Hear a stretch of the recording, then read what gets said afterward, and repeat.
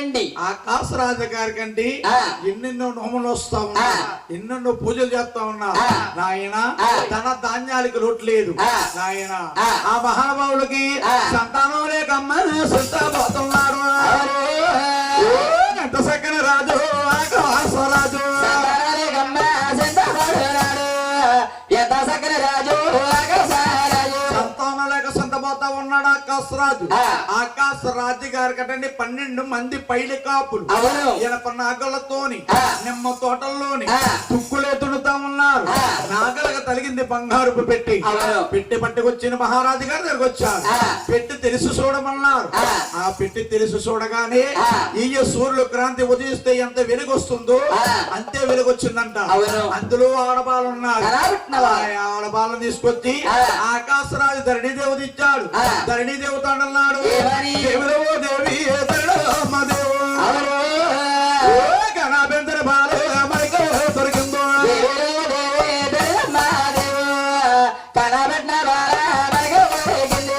కనాబెందర బాల మనకు దొరికిందో, ప్రేమతో బాలానే పెంచమన్నారు.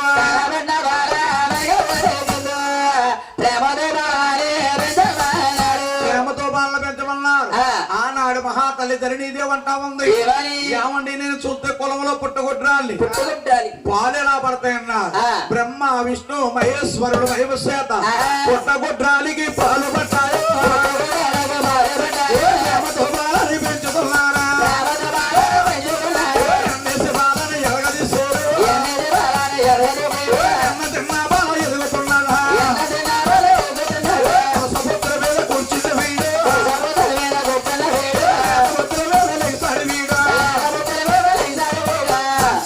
కూడా మహాతల్లి 12 సంవత్సరాల బాలాకుమారయ్యింది. బాలాకుమారైందంట. జనమ నక్షత్రాలు చూసి జాతకాల పన్ని ఒకనాడు ఆకాశరాజు గారండి పండితులు పిలిచి మహానుభావులు చక్కగా పద్మాదేవిని నామకరణం చేస్తారు.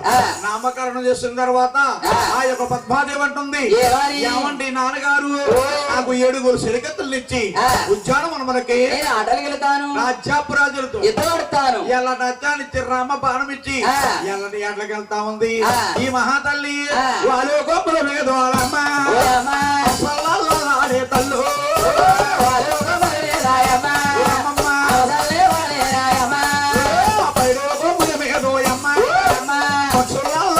తల్లు